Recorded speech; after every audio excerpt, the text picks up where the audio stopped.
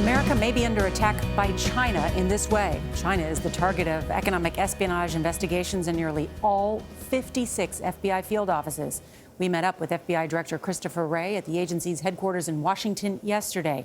He told us in an exclusive interview how China is looking to steal secrets on everything from American technology to agriculture.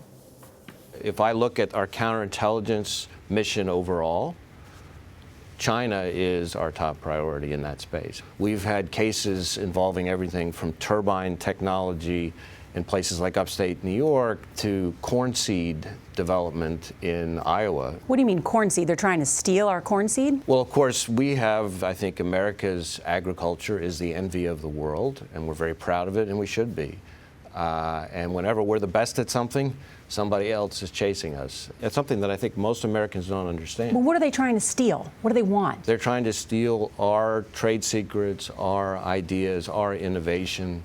The U.S. Trade Representative put a figure on the theft of intellectual property, and it's up to $600 billion annually.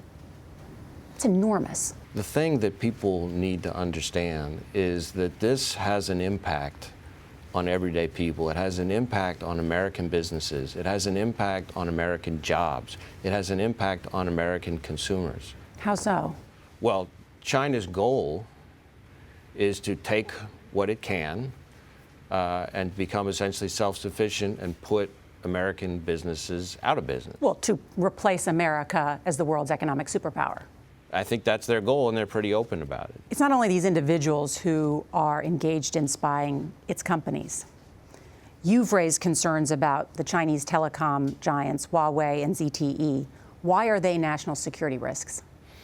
Well, anytime you start talking about foreign companies that are beholden to foreign governments that don't share our values and our dedication to the rule of law, it enables them to conduct economic espionage. It enables them to conduct different kinds of cyber attacks. It enables them to steal information in a variety of ways. The president intervened a few months ago to save ZTE from some of these crippling financial penalties that Congress wanted.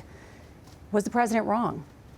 I continue to be very concerned, and I think the intelligence community continues to be very concerned about the threat to our telecommunications infrastructure presented by some of the kinds of companies that are beholden to foreign governments that don't share our values. And the idea of letting the fox in the hen house is something that I think people need to be really, really careful about before we find out that we're going to regret it.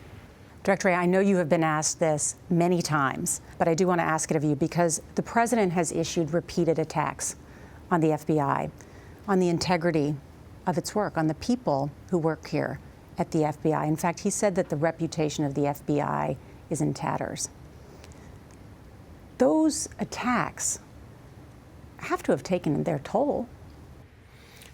I'll tell you what I see.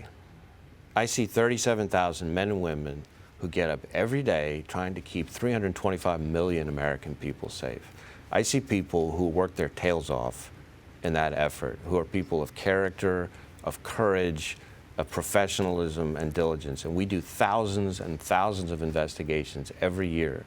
I think about the agents that I swear in at Quantico several times a year who compete like heck to be accepted into the ranks of the FBI. I could give you example after example. That's the FBI that I see. That's the real FBI, and that's what we're about. How would you describe your relationship with President Trump? My focus is on having a very professional relationship with the president. I think that's what I've been trying to do since day one, and that's true today just as much as it was on day one. He tweets a lot about cabinet members and top members of his administration, but you specifically have never been the subject of one of his tweets. Well, I'm not much of a Twitter guy, as people will tell you, and that's not meant to criticize Twitter. Social media commentary has its place. I just find that I've got enough to do all day long running the FBI that without getting too hung up and worrying about what's on Twitter.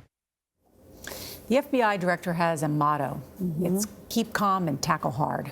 And I think that's the message he's trying to send, not only through the 37,000 strong FBI that is keeping us safe every single day, is fighting back there. You heard about China, which is stealing $600 billion from us, trying to make sure our elections are safe. Kidnap kids, they go after and help rescue our kids. I mean, I think we need to realize just how much the FBI does for the average everyday American. Right, and also the Fox in the Hen House, that was really interesting too. Great to hear from him, Nora. Yeah. Really great to hear from him. Good I job.